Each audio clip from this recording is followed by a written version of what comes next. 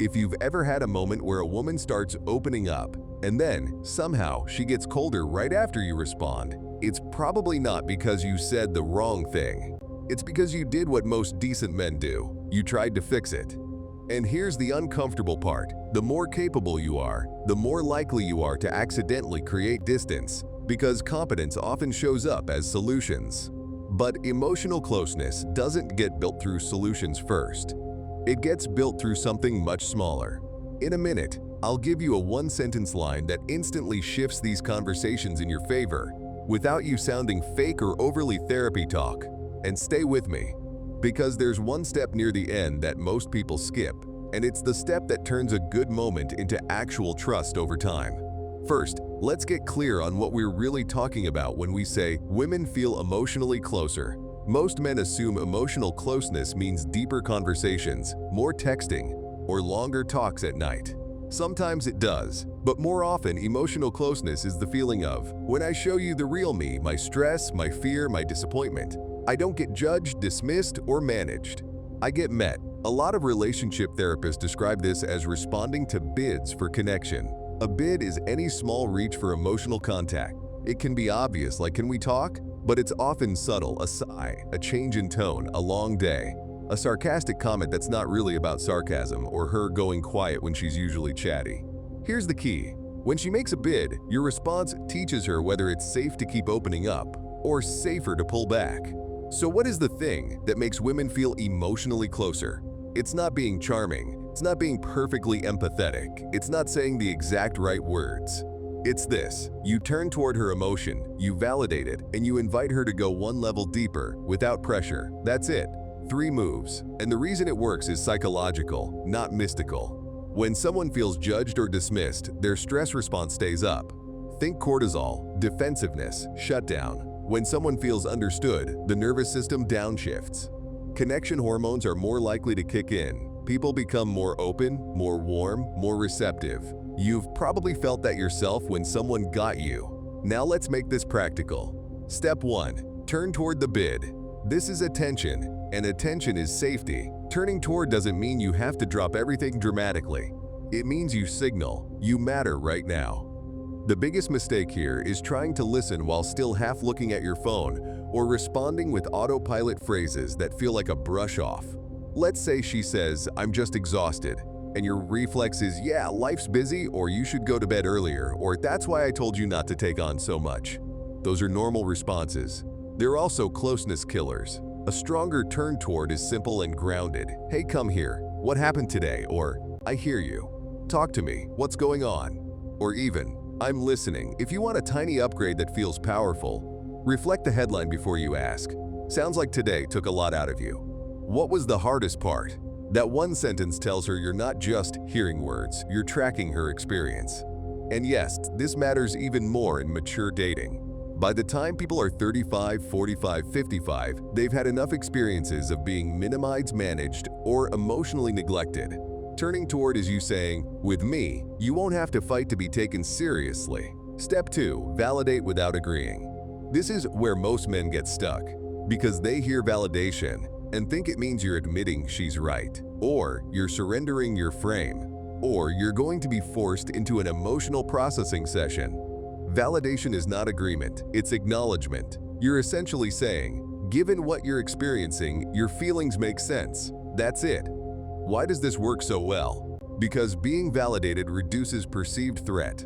When someone feels their emotion is wrong, they either escalate to prove it, or they shut down to protect themselves. When someone feels their emotion makes sense, they relax, and relaxed people connect. Here are a few validation lines that don't sound corny. "Yeah, that would get to me too. I can see why that felt disappointing. Honestly, that sounds heavy. That makes sense." Anyone would feel thrown off by that. "I get it. You're not crazy for feeling that way." Notice what I didn't say. "I didn't say." You're right. I said he's a jerk, even if he is. I didn't take sides in a way that would trap me later. I validated the feeling. Now here's the classic mistake that makes her feel less close. You go into problem solving before she feels understood. Example, she says, "My boss keeps piling on work and I can't keep up." Most men well and say, "You need to set boundaries, just tell him no. Start delegating." Here's what you do. And she hears, "You're doing it wrong. You're not capable. You're a problem to be fixed. So try this sequence instead. Turn toward." That sounds like a lot. Validate. I can see why you feel overwhelmed. Then, and only then, move to step 3. Step 3. Invite with curiosity and autonomy. This is the intimacy accelerator. The secret is you're not interrogating and you're not cornering her into vulnerability. You're offering a door and letting her choose. This is the one-sentence line I promised. Do you want comfort right now? Or do you want solutions? That question does 3 powerful things. 1. It proves you're paying attention. 2. It communicates respect. She's in control of what she needs. 3. It prevents you from guessing wrong. Here are variations depending on your style. Do you want to vent, or do you want me to help you think through it? Want me to just listen, or do you want my take? Do you want a hug and a listener, or a strategy session? If she says, just listen, your job is to stay with her. Use small encouragers. Go on. What happened next? That sounds frustrating if she says, I want solutions. Now you can step into your competence, and she'll actually feel closer because she requested it. Now let's talk about the moment that scares a lot of men. When she says, nothing, or I'm fine, but you can feel she's not. If you push, you can trigger shutdown. If you ignore, you signal you don't care. The middle path is a low-pressure invitation. Okay, I won't push. I just want you to know I'm here when you're ready, or got it. If there's something on your mind later, I'm available. And then do one more turn toward behavior. Something small and respectful, like making eye contact, sitting closer, or offering a simple, consent-aware gesture. Do you want a hug, or would you rather have space? That last line is gold because it respects her autonomy. And it also protects you from guessing and crossing a boundary. Which brings me to a quick consent and ethics note. Emotional attunement is not leverage. You don't do this to unmock intimacy or get something from her. You do it because it's how you treat someone you care about. If she doesn't want to share, you don't pressure. If she doesn't want touch, you don't negotiate. This approach works best when it's clean, respectful, and consistent.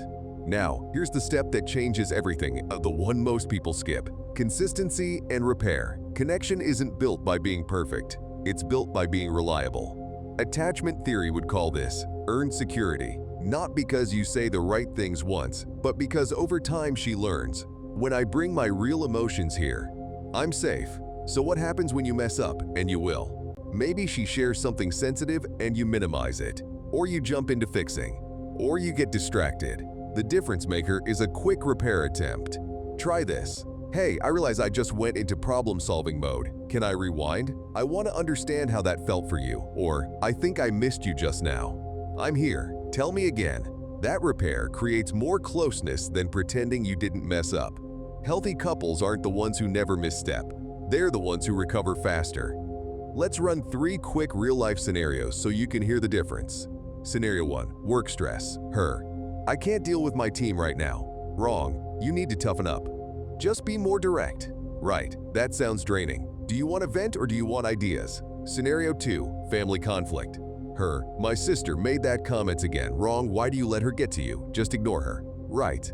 Oof. That would hit a nerve. What did it bring up for you? Affection mismatch. Keeping it PG and respectful. Her. I feel like we're not as connected lately. Wrong. That's not true. We're fine. You're overthinking. Right. Thank you for telling me.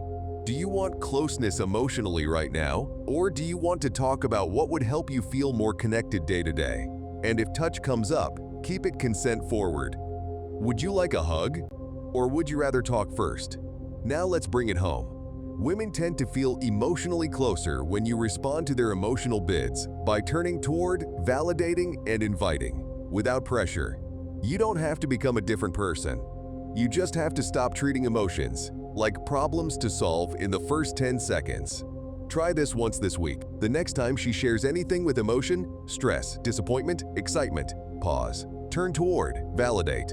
Then ask, do you want comfort or solutions? If you do that consistently, you'll notice something. She'll start bringing you more of her real world, and that is what closeness actually looks like. Now I'm curious, what's the hardest part for you? Not fixing, staying present, or knowing what to say in the moment. Drop a comment with which one you struggle with, and if you've got a phrase that made a woman open up more, share it. People learn a lot from real examples. And if you want to keep building this in a way that earns respect, not just closeness, watch the next video, because I'll break down what to do when she pulls back or gives mixed signals, without you chasing, freezing, or getting played.